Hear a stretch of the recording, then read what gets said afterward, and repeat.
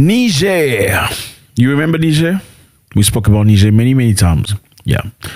Guess what is the fastest growing economy in the world right now?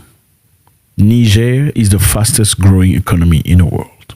Congratulations. Yeah. That's what happens with change. Don't be afraid of the dark. Be careful with stars. Not every light is shining guide you, baby. So let them rain on your spark. Now, what happened exactly? Niger used to sell a lot of uranium to France, and France set the price. You remember Niger? This is a beautiful country, Niger, on the map. We're just going to put the map so some of our people can understand where Niger is. I know we don't always know. Lovely place, very hot indeed. They sold their uranium to France exclusively, and France set the price. So I'm selling you my stuff, but you set the price because you colonized me. So because you colonized me and you taught me how to speak French, now you can set my price. Niger, for some of you know, we spoke about this very, very much. They toppled the president named Mohamed Bazoum. After toppling the president, they changed the price of uranium. Uranium, for those of you who don't know, is used for nuclear power. It's used for electricity. Okay, people use electricity created by uranium. Niger sold most of his electricity or most of his uranium to France exclusively. France produced electricity, then France sold electricity to some of the countries in Europe. Meanwhile, Nigerians had no electricity back home. That's how it happened. Until the military government took over power and kicked off the president that wasn't working for the people.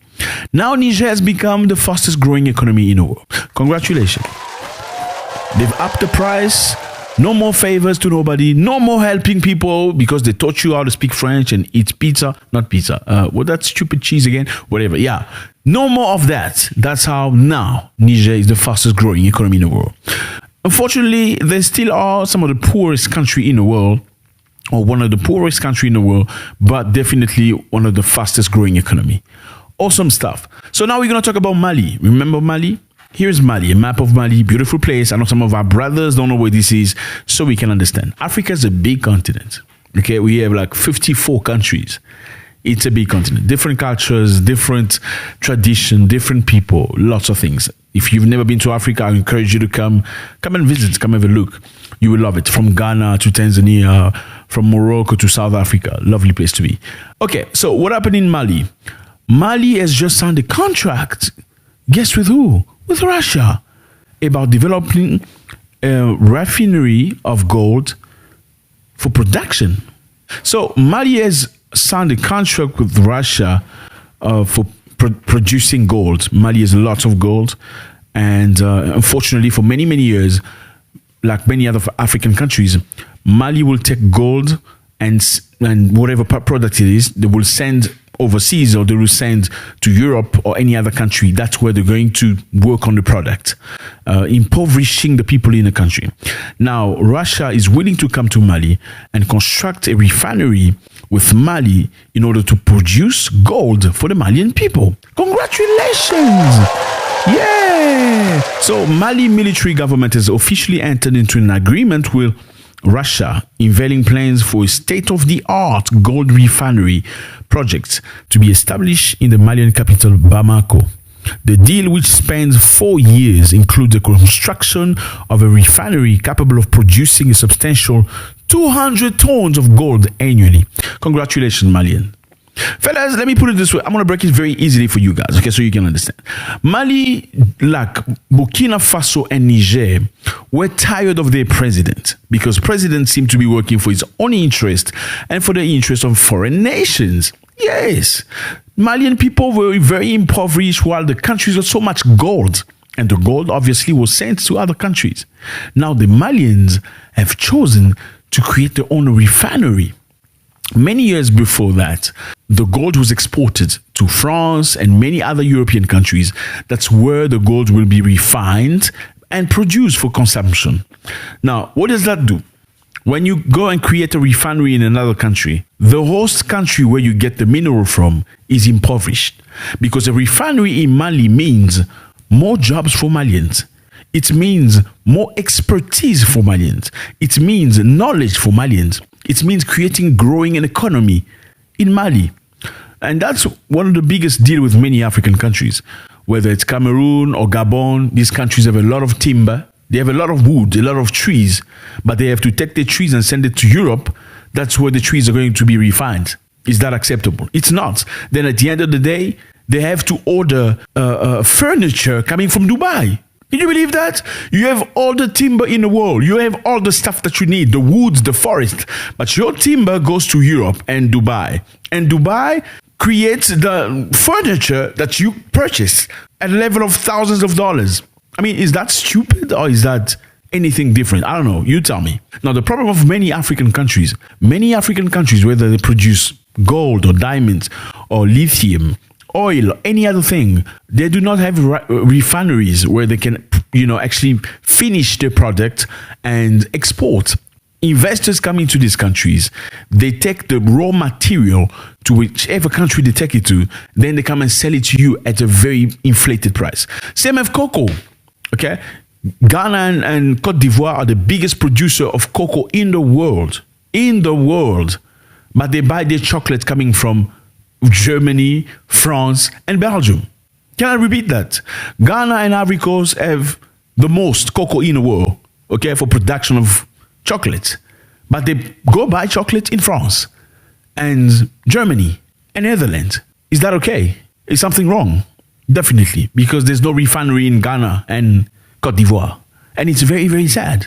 So they come into your country, they set the price. We're going to buy at this price. You cannot discuss because you have no refinery. What are you going to do with it? Africans have no refinery for lithium, for production of cars, electrical cars and cell phones and all that stuff. Africa has no refinery for cobalt. Africa has no refinery for any of these things, production of cell phones and all that. So when you have no refinery and you do not have the technology, what happens? Whoever who's got the refinery and the knowledge will come to you and say, you know what, I'm going to pay it my own price. Okay, it's my price. You want my price, or what are you going to do with it? Just imagine you have a big piece of uranium. What are you going to do with it if you don't know what to do with it? You don't know what to do with it. You don't have the means to transform it. Okay, so you see where we're going. Now, Mali has made a very big decision in involving Russia. Okay, Russia, come to my country. Let's build a refinery so my people can profit. Now, there's something very interesting to this story. A couple of days ago, we spoke about Kidal. Kidal is a big city in northern Mali. We said Kidal was freed by the Malian military after French people were unable to kick out all the terrorists and all the Tuareg people that live there. But Malian government with a Wagner group went into Kidal and they took over the country. They took over the city. Now, something happened. For many, many years, Kidal was controlled by these terrorists. Now, some people believe that the terrorists were actually sponsored by France in order for France to come into Mali and take illegally the gold that was in Mali. Because if you come openly, you need to pay tax, right? If you come, okay, I'm coming to your country to take gold, you're going to have to go through policies and pay tax and pay whatever that's required. If you create mayhem, you bring the rebels or terrorists and you steal from them, or you take, you give them weapons, you give them whatever they need, and you say, I just need gold from you. The deal is easier, right? Yeah. So now the Malian government with the Russians have kicked out the terrorists.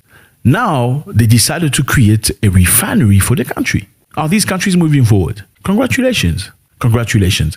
And I think we need to talk about this very much often. Apart from South Africa, many African countries do not have refineries for whatever product, goods they have. It's very sad. And South Africa is very different because, like I said to you earlier, many African countries were looted because Europeans came to African countries to steal and go. In Nigeria, they came to steal and go. In Ghana, they came to steal and go. In Congo, in Burundi, in Rwanda. In South Africa, unlike other African countries, the Europeans came to stay. They firmly believed that they were coming to stay forever. They're going to stay in power forever. Okay, and that was the initiative around building good infrastructure, making sure things are running smoothly, and also perpetuating the apartheid, which was a government that was separatist, that separated blacks from whites, and it was run by a specific group of people that believe the white race was superior to the black race. It's only at 1994 the country actually became free. That's when the blacks and the whites could actually mingle together and have a good time together and live together. And that is one of the main reasons why South Africa is pretty much in advance to many African countries. In many other African countries, infrastructure such as roads, you'll see mainly good road coming from mines to the port of the sea. So from the mines to the port, that's where you saw the good road. Why? Because clearly they came to steal from the mine and take it to the ports out of the country. In South Africa, that wasn't the case. They were trying to build some stuff for themselves to profit from. Okay? So the refineries, the production companies and all that stuff were built in South Africa with the goals of profiting the white people who lived in South Africa at that time. Still live today, but I mean, very different setup. So again, I think it's very important to mention it. Country like Nigeria, where Elon Musk came to ask access for lithium. He wanted lithium because lithium is necessary for the construction of electric cars. And you know, Elon Musk is the owner of Tesla. Okay, so he wanted to come and take the lithium. And the Nigerian government said to them, you can come in, but provided that you build a refinery station here in Nigeria. Yeah, congratulations, Nigeria. That was a very good decision. Guess what happened next? Elon Musk said, no, we're not interested to build a refinery in your country. But we are very much interested to come into your country and take your lithium and take you wherever we have to take it. The same happened in Zimbabwe with the current president, Mnangagwa. And he said to them, no, we need a refinery here. They refused to build a refinery. And what did Mnangagwa do? He went and signed a contract with the Chinese to come and build a refinery in Zimbabwe. And the same thing is happening in Uganda right now with the oil. So Africans are clearly waking up.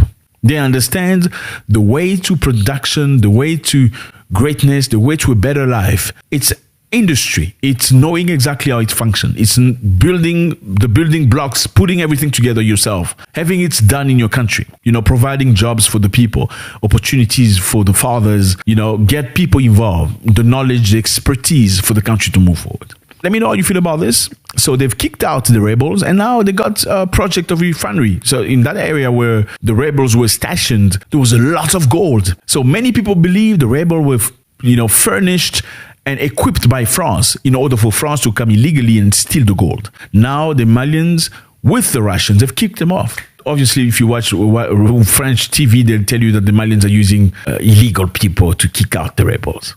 Just imagine, they're telling you, you're using illegal people. These people are vicious. Wagner, you shouldn't be using Wagner. Nobody should deal with Wagner. But in the meantime, Wagner just helped the Malians to free their country. And let me remind you before I leave, Mali has got very beautiful history, of Africa. Malian had an empire. Timbuktu, that is a UN heritage site, could produce and bring a lot of money to Mali. Plenty of it. But unfortunately, that space was occupied by rebels, by these Tuareg. They came and they destroyed completely some of the heritage.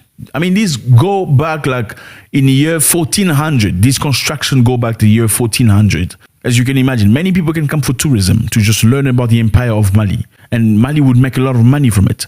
Now, these rebels say, in the name of Islam, we're going to destroy everything. Their version of Islam is just crazy. Thank you very much, fellas. I appreciate you. Thank you so much for coming by. It's one big family. Let me know how you feel about this. Mali with its brand new state-of-the-art project with Russia. Is this a good thing? Is this the way Africa should be moving? God bless.